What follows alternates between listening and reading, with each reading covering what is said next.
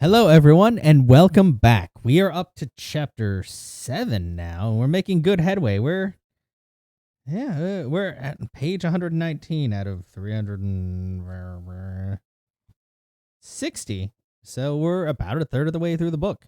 And we're only like chapter 7 and then chapter 8, and then we'll be officially halfway through the book. So a couple of these chapters might be longer, but I'm still okay with doing recordings chapter by chapter because it's an easier way to break it up. Especially since these chapters tends to focus on like kind of a different area or aspect. But anyway, let us begin. Chapter 7. Dodger gets a close shave and becomes a hero again. Charlie gets a story and a pair of ruined trousers. Oh, poor Charlie. Dodger got back home and cleaned his face and hands while Solomon dished up the pork casserole.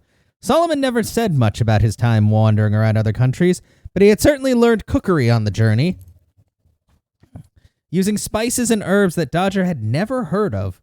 Dodger had once asked Solomon why he had chosen to come to England, and Solomon had said, well, my dear, it seems to me that in the pinch most governments settle for shooting their people, but in England they have to ask permission first. Also, people don't much mind when what you're doing as long as you're not making too much noise. I like that in this country. He had paused. Once, when I was running away, as usual, I recall I met a rather hairy young man who told me that one day all that sort of thing would be swept away. We were hiding from the Cossacks at that time. Occasionally, I wonder what happened to young Carl. After the meal, which was delicious, Solomon and Dodger took Onan for his walk while the sun chased the horizon. It was an education to see Solomon locking up.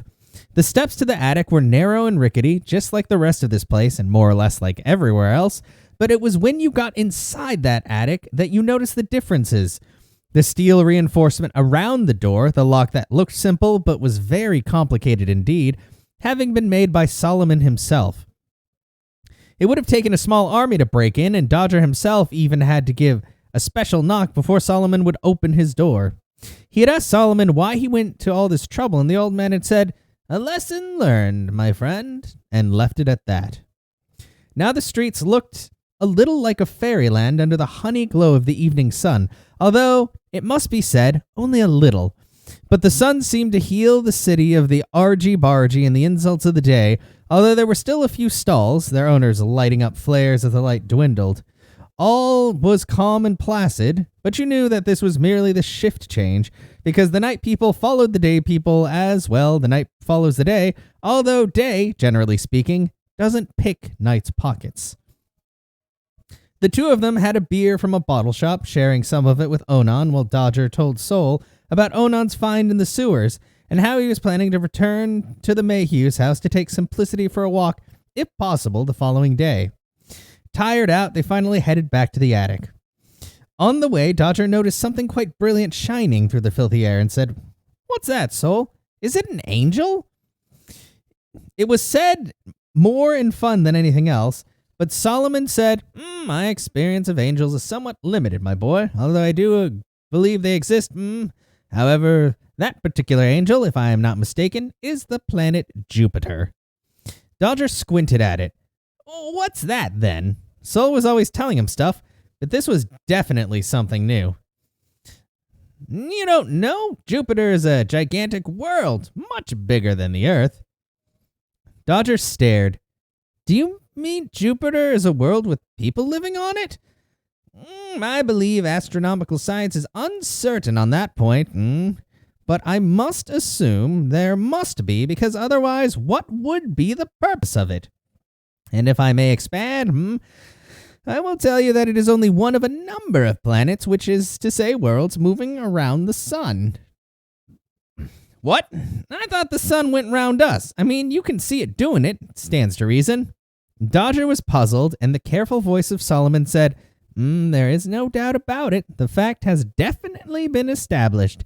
It might also amuse you to know that the planet Jupiter has 4 moons, which travel around it just like our moon travels around the Earth." What do you mean? I thought you said we go around the sun. So where does the moon go then, huh? Not around the sun too?" Indeed, the moon circles the earth, and together they circle the sun. And indeed, I can assure you about the moons of Jupiter, because I witnessed them through a telescope when I was in Holland. Dodger thought his head would explode. What a thing to find out.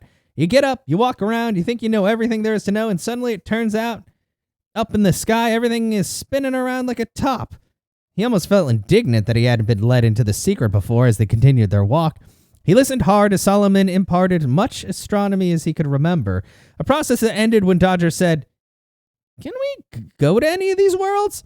Very unlikely. They are a long way off." Dodger hesitated at this and said, "As far away as Bristol, maybe." He had heard of Bristol, apparently a big port, but not as big as London. Solomon sighed and said, "Alas, Dodger, it is much, much farther away than Bristol. It is even farther away than Van Diemen's Land, which I believe is the farthest you can go from here, it being on the other side of the world."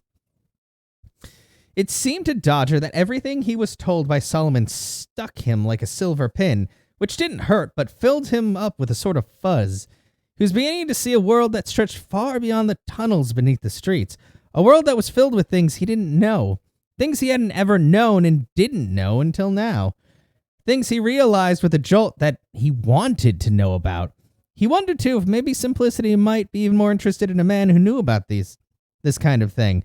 And he realized how much he was looking forward to seeing her again. As they climbed the stairs, Solomon said, If you were better at your letters, Dodger, I might interest you in the works of Sir Isaac Newton. Now let us get in. I am beginning to feel the damp. You asked me about angels earlier, which are messengers, so I suspect that means anything that brings you information may be considered to be an angel, my dear Dodger. I thought they were supposed to be messengers from God. Solomon sighed as he began the business of unlocking his door. Well now, he said, if one day you gave up messing about in, mess, I might talk to you about the works of Spinoza, a philosopher who might broaden your mind.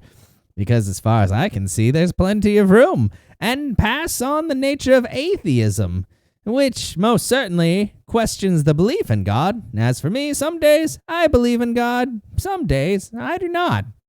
Then Dodger said, Is that allowed? Solomon pushed the door open and then fussily began locking it up again behind them. Dodger, you fail to understand the unique arrangements between Jewish people and God. He looked over at Onan and added, We are not always in agreement. You ask about angels, I speak of people. But who, for instance, are humans to sanction love to themselves alone? Where there is love, there must surely be a soul. Yet curiously, the Lord appears to believe that only humans have souls. I have explained to him at length why he should reconsider his stance on the matter, especially since, quite some time ago, before I met you, I was once confronted with an agitated gentleman possessed of a belief that all Jews should die, and also of a large metal bar, a circumstance I may add that I was not unfamiliar with in any case. Onan, who wasn't more than a puppy at that time, valiantly bit him in the unmentionables, thereby distracting him so that I could lay him low with a little trick that I had learned in Paris. Who can say that action wasn't done out of love, especially since in doing his very best to keep me from harm?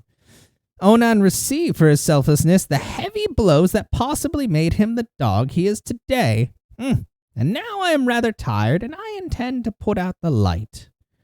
In the gloom, Dodger rolled out his mattress. Onan watched him eagerly, in hopes that this might be one of those nights where it was chilly enough for Dodger to want a rather smelly dog sharing the thin mattress with him.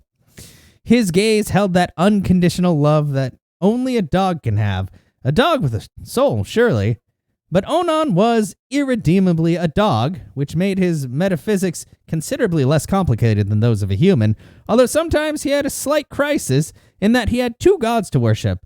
The old one who smelled of soap, and the young one who smelled deliciously of just about everything else. At least when he got back from Toshing, when the sense of Onan Dodger was like rainbows stuffed with kaleidoscopes. Now the hopeful dog riveted Dodger in the somewhat distressing sincerity of his love, and Dodger gave in. He always did. The little room was silent and dark, apart from the slight snoring of Solomon, the gray light that managed to filter through the dirty window, and the smell of Onan, which in some peculiar way could almost be heard. Outside in the street, one man watched, though he wished there were two men, because one man by himself could so easily be one dead man in the morning, if indeed the dead can find themselves dead, which was one of the philosophical conundrums that Solomon liked. Up in the attic, Dodger slept, and in his dreams he listened to the planets rolling overhead, interspersed occasionally with visions of the girl with the golden hair. Dodger got up even earlier than Solomon the next morning. Usually, if he had no plans for the day, he would lounge under the blanket until Onan licked his face, and you never wanted that to happen more than once. Solomon said nothing, but Dodger noticed his little smile as he made the soup that would do duty for breakfast today.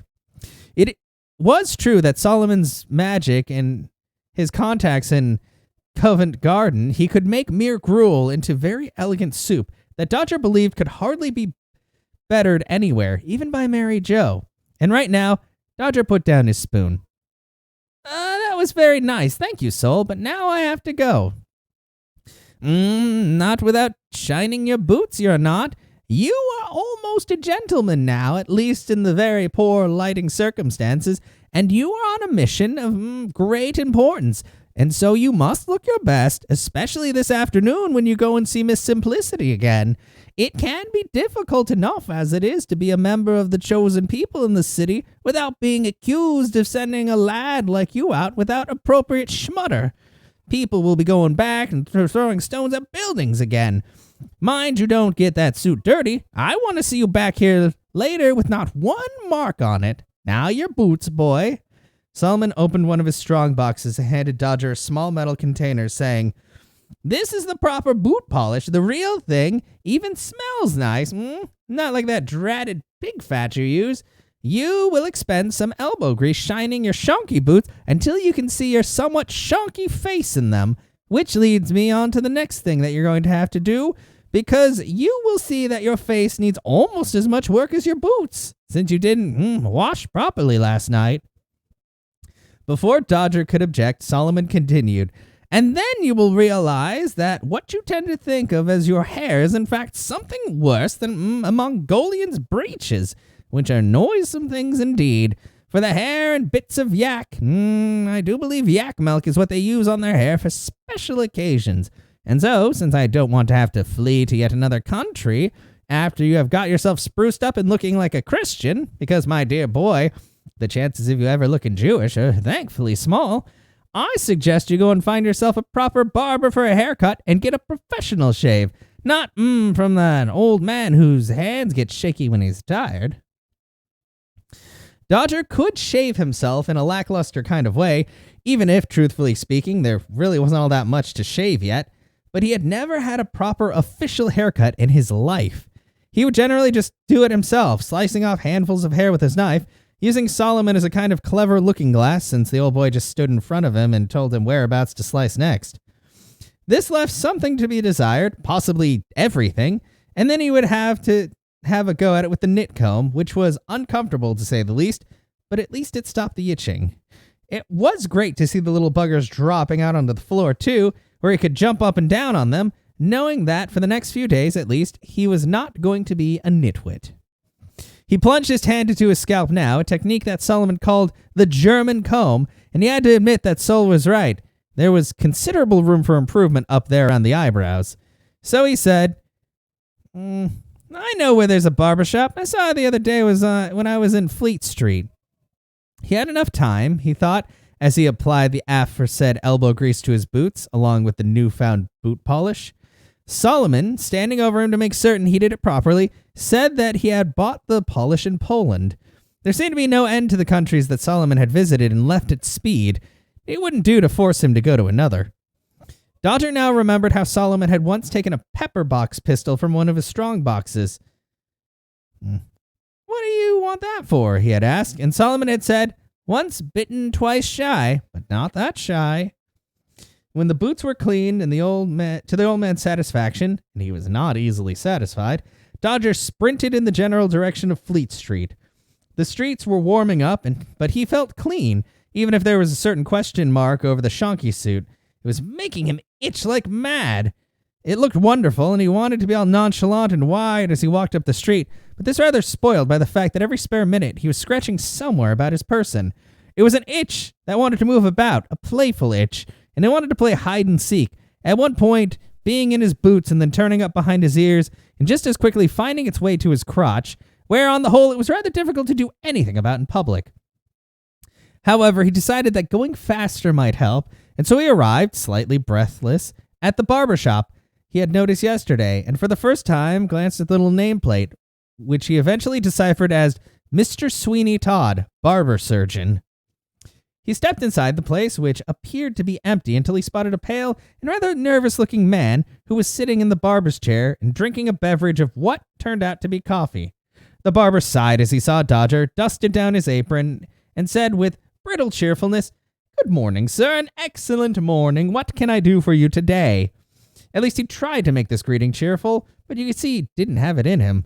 Never had Dodger seen such a woebegone face, apart from the time when Onan disgraced himself more than usual by eating Solomon's dinner while the old man's back was turned. Mr. Todd was definitely not a naturally cheerful personality. The gloom was apparently laminated to him, and he was obviously more built by nature to be of someone like an undertaker's mute, whose job it was to follow the coffin of the deceased, looking respectably mournful, but not saying a word because that would cost tuppence extra. It wouldn't have been so bad if Mr. Todd hadn't tried to ignore this by pretending to be cheerful. It was like putting rouge on a skull. Dodger was fascinated. Perhaps all barbers are like this, he thought to himself. After all, I'm only asking for a shave and a haircut. With some misgivings, he sat down in the chair, and Sweeney swirled a white sheet over him in the way that really would have been called theatrical if, indeed, Sweeney had really known how to do it the first time. At this point, Dodger became aware of a dull, persistent smell coming from somewhere. It had the flavor of decay, and it mingled with the smells of soaps and jars of various lotions. He thought, well, this isn't a butcher shop, so I bet his landlord has just gone and knocked away for the private to the sewers. I really wish they didn't do that sort of thing. A lot of the sheet ended up around Dodger's neck, to be whisked away by the luckless Sweeney with lots of apologies and assurance that it wouldn't happen again. It did. Twice. Next time, it fell around Dodger in a way that both of them could live with, and the sweating Sweeney turned his attention to the job at hand. At some point, somebody must have told Mr. Todd that a barber, in addition to tonsorial prowess, should have memorized practically a library of jokes, anecdotes, and miscellaneous rib ticklers, occasionally including, should the gentleman in the chair be of the right age or nature, ones that might include some daring remarks about young ladies. However, the person who had given him this advice had simply not calculated on Sweeney's terrible lack of anything that could be called a bonhomie, cheerfulness, ribaldry, or even a simple sense of humor. Nevertheless, Dodger noticed he did try. Oh, how he tried, stropping his razor while messing up punchlines and horror of horrors, laughing at the joke that he himself had so clumsily executed. But at last the razor was sharp enough for Sweeney, and then there was the matter of the shaving foam, which the man attended to just as soon as he had laid the razor down, so that the gleaming edge faced north, all the better to maintain its sharpness. Dodger, helpless in the chair, watched in something like awe, his mind springing to and fro from the spectacle of the barber's preparations to a pleasing image of the admiration he hoped would appear on Simplicity's face when she saw him scrubbed up so well. Oh my, a proper gent. Now he could see that the man's hands had scars on every finger, although this slight problem barely showed up because Sweeney was briskly whisking up the shaving foam with all the manic enthusiasm of a circus clown. The stuff was falling out all over the place here and there, because it had been so suffused with air as to make it practically dirigible. It was floating away on the breeze as if it wanted to get out of there as much as Dodger did right now, especially since he was aware of that smell, that heavy and unpleasant smell gradually permeating the shop. "Are you feeling all right, Mr. Todd?" he said. "And your hands are shaking a little bit, Mr. Todd." The barber's face looked like steel, if steel could sweat, and he was swaying back and forth, with his eyes like two holes in the snow, looking far away, but at something else, somewhere else. Dodger began to stealthily extricate himself from the cloth while keeping a sharp eye on the man. And oh dear, and now Mr. Todd started to mumble. The words blurred as they tried to get out one after the other, some of them so urgent to get away from the swaying man that they overtook themselves. Then Sweeney was between Dodger and the door to the street, waving the gleaming razor like a bride just after her wedding, straining to see who was going to catch the bouquet. Dodger, hoping that his heartbeat could not be heard, said calmly, "Tell me what you see, Mr. Todd. It sounds terrible. Can I help you?" Bang, bang went his heart, but Dodger ignored it. Unfortunately, so did Sweeney Todd, whose mutterings began to take on something vaguely, if erratically, understandable. Moving gently, ever so gently, Dodger slowly eased himself out of the chair and to his feet, and he thought, opium, maybe? He sniffed and wished he hadn't. No alcohol in the man's breath either. He said, as in kind of voice as he could muster, "What is it you're looking at, Mr. Todd?" They keep coming back. Yes, coming back, trying to take me away with them. I remember them. Do you know what a cannonball can do, sir? Sometimes they bounce. Very funny. They're running along the ground, and then some lad, yes, some fresh lad from the farm in Dorset or Ireland, with his head full of lies about combat, and in his pocket a badly drawn picture of his girlfriend, who might have let him tickle her fancy because he was a brave warrior off to fight Boney. This young warrior sees that dreadful cannonball rolling along on the turf like it's a game of skittles, and so like a bloody idiot he calls out to his mates, such as survived, and he decides to give it a big kick, not knowing how much force is still left in the ball, which is quite enough to take off his leg, and not just his leg. Barber surgeon, that's me, the surgeon bit on the battlefield, being somewhat akin to butchery, but slightly better paid. And I see them now, the broken men, the handiwork of God, twisted into terrible shapes, terrible. And here they come, just as they always come, our glorious heroes, some seeing for those with no eyes, some carrying those with no legs, some screaming for them with no voice. All the time, the razor danced and weaved hypnotically back and forth, while Dodger slid slowly towards the sweating man. Not enough bandages, not enough medicine, not enough life, Sweeney Todd mumbled. I tried. I never pointed the weapon at another man. I just tried to help, when the best help you can give is a gentle knife, and yet still they come. They come here now all the time, looking for me. And they say they aren't dead, but I know they are. Dead, but still walking. Oh, the pity of it, the pity. Now Dodger's hand, which had been following the twisting flight of the erratic blade, gently gripped the hand that held it, and it seemed to Dodger that he could see those soldiers himself. So hypnotic was the sway of the razor that he could feel himself being dragged towards some terrible outcome, until the inner Dodger, the bit that wanted to survive, woke up, saluted, took control of Dodger's arm, and neatly and carefully lifted the razor out of Sweeney Todd's hand. The swaying man didn't even notice it go. Still staring into a place where Dodger did not want to see, he simply let it go and slumped down over the chair, foam settling around him softly. Only then did Dodger realize they weren't alone, because while he had been halfway in the dream world of Sweeney Todd, there in the doorway, and being remarkably quiet for their kind, were two peelers, sweating and staring at him and poor Mr. Todd. One of the peelers said, "Holy Mary, Mother of God!" and both men jumped back as Dodger folded up the razor and shoved it into his pocket out of harm's way. Then he turned back, smiled cheerfully at the peelers, and said, "Can I help you two gentlemen?" After that, the world went mad, at least more mad than it had been before. Dodger was surrounded by people, and this little room was lousy with peelers, brushing past him to the back of the shop, and then he could hear the rattle of the lock or the thud of a boot, and in the distance, some terrible swearing.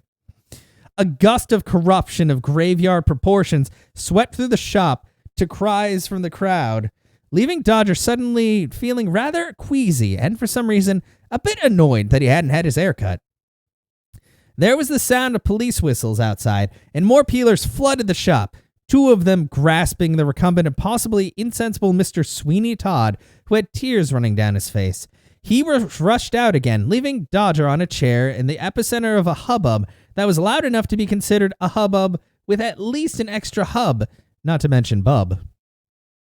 Faces watched him from every direction. There was a gasp every time he moved. And in his rather troubled state, he dimly heard the voice of one of the peelers who had just emerged from the cellar saying, "He just stood there. He just stood there, eyeball to eyeball with the man, not blinking at all, just waiting for a moment to grab the wretched weapon. We didn't dare say a word because we saw the malefactor was in some kind of dream. A dream in the mind of a man flourishing a dreadful weapon. What can I say? I beg you, ladies and gentlemen, do not go down to the cellar. Oh, no, because if you do, you might see something you really would not like to see. Stop them, Fred. Calling it dreadful carnage would not do it justice at the crimes.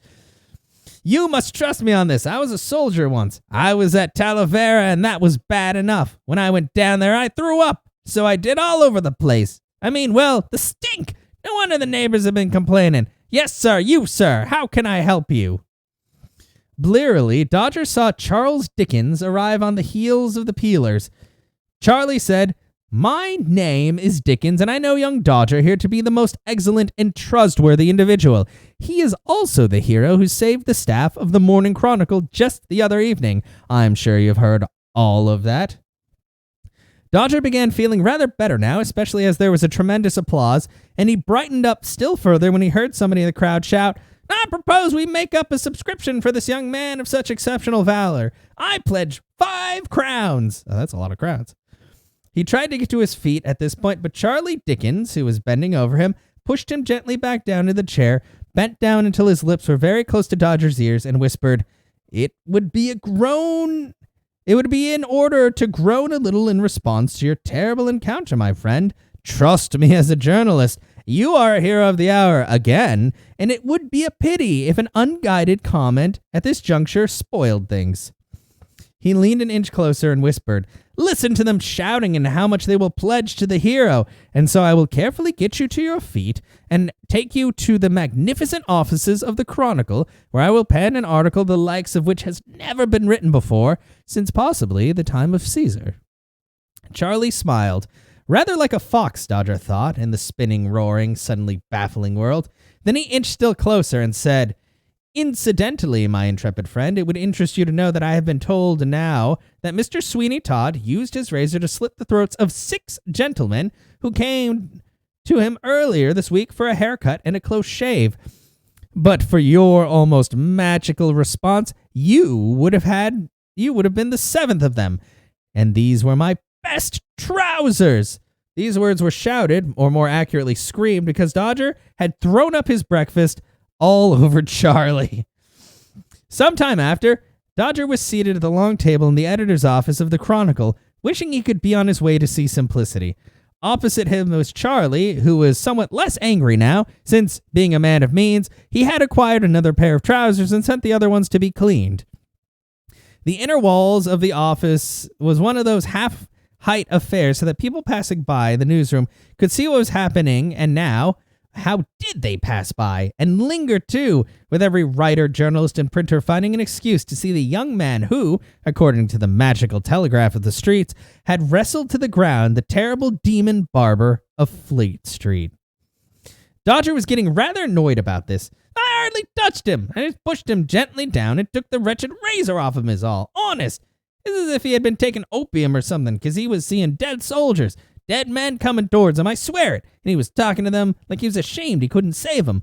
God's truth, Mr. Charlie. I swear I was seeing them too, come to finish. Men blown to pieces, and worse, like men half blown to pieces and screaming. He wasn't a demon, mister, although I reckon he may have seen hell. And I ain't a hero, sir, I really ain't. He wasn't bad. He was mad and sad and lost in his head. And that's all of it, sir. The up and the down of it, sir.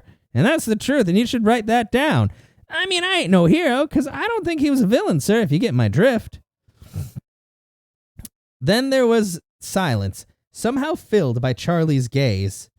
In this polished little room, a clock ticked, and, without looking, Dodger could feel the employees still taking every opportunity to look at him, the unassuming and reluctant hero of the hour. Charlie was staring at him, and occasionally playing with his pen, and at last the man said with a sigh, "Dear Mr. Dodger, the truth, rather than being simple thing, is constructed. You need to know, rather like heaven itself. We journalists are as mere wielders of the pen, have to distill out of it such truths that mankind, not being godlike, can understand. In that sense, all men are writers, journalists, scribbling within their skulls the narrative of what they see and hear, notwithstanding that a man sitting opposite them might very well brew an entirely different view to the nature of the occurrence. That is the salvation and the demon of journalism, the knowledge that there is almost always a different perspective from which to see the conundrum. Charlie played with his pen some more, looking uncomfortable, and went on. After all, my young Dodger, what exactly are you? A stalwart young man, plucky and brave and apparently without fear? Or possibly, I suggest, a street urchin with a surfeit of animal cunning and the luck of Beelzebub himself? I put it to you, my friend, that you are both of these and every shade in between.